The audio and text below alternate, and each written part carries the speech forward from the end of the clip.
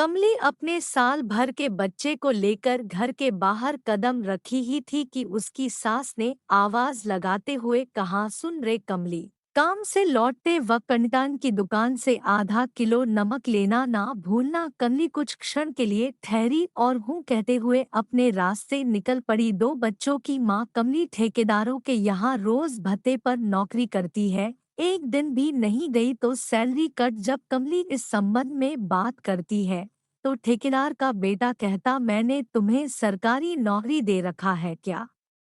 काम करना है तो करो वरना जाओ कहीं और काम की तलाश करो। कमली जवाब देती, इतने दिन से तो काम करते आई हूँ तुम्हारे यहाँ। जब तुम्हारे बाप थे तो पूरा का पूरा महीना का पैसा आता और तुम हो की। कमली कुछ कहती कि वहां मौजूद औरतों में से एक ने उसे इशारा से अपने पास बुला लिया। सुलेखा ने कहा, क्यों कमली, उस गवार से क्यों मुंह लगाती हो?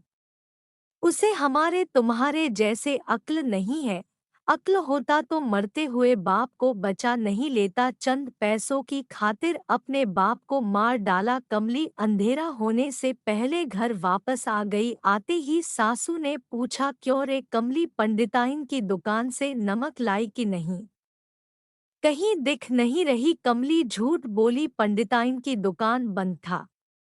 किसी ने हमें बताया कि वह आपने नहर चली गई है। सास ने कहा, आज बिना नमक ही साग बनाना पड़ेगा। देख आ रामुआ के बीबी के पास मुझसे भी बीते दिन मांग कर 1 तोला नमक ले गई थी। कमबख्त लौटाई नहीं है। अब तक कमली की आवाज नहीं सुनकर सासू बोली, कहाँ मर गई? कुछ ना बोल रही है। कमली अपना हाथ मुंह धोते हुए आवाज लगाई, आ रही हूँ।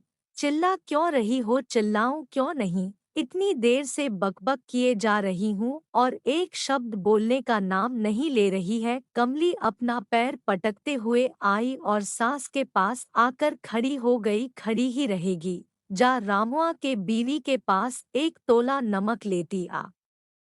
जल्दी कर, अंधेरा होने वाला है। जंगली जानवरों का आना शुरू हो जाएगा।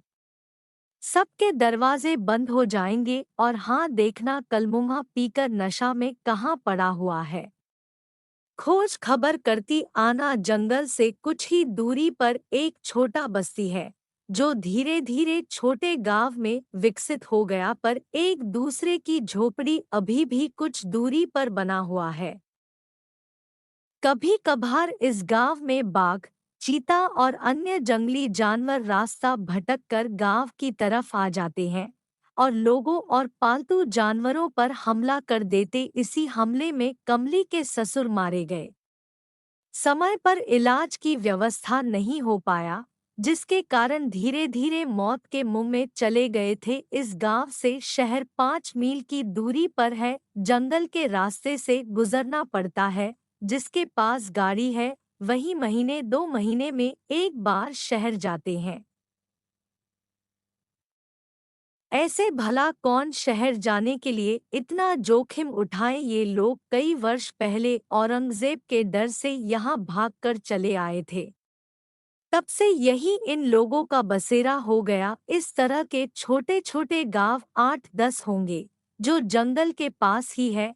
इस गांव की आबादी लोगों के बढ़ने से पहले ही जानवरों के शिकार हो जाते हैं, क्योंकि शहद और मछली की तलाश में अपने गांव से दूर चले जाते हैं।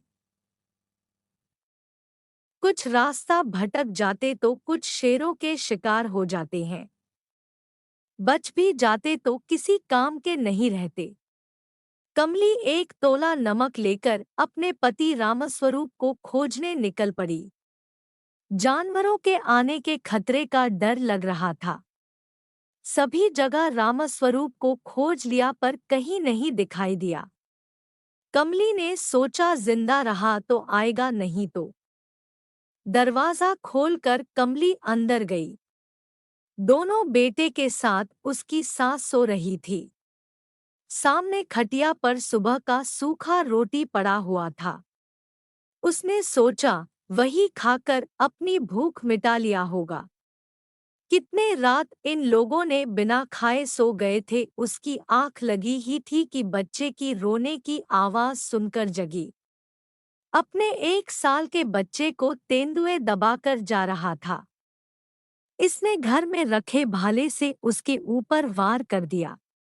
तेंदुए ने बच्चे को छोड़कर उस पर हमला कर दिया। कमली घायल होकर जमीन पर गिर पड़ी। उन लोगों की आवाज सुनकर आसपास के घरों से आदमी अपने हथियार लेकर दौड़ते हुए आया। तेंदुए डर कर भाग गया, पर कमली खून से लथपथ जमीन पर पड़ी थी। कमली की सांसें कम होते जा रहे थे और अंततः वह अपने बच्चे को छोड़ सदा के लिए अपनी आंखें बंद कर ली। उसका पति रामस्वरूप अब भी नशे में धुत अपनी पत्नी कमली को एक बार देखा और खटिए पर लुढ़क गया।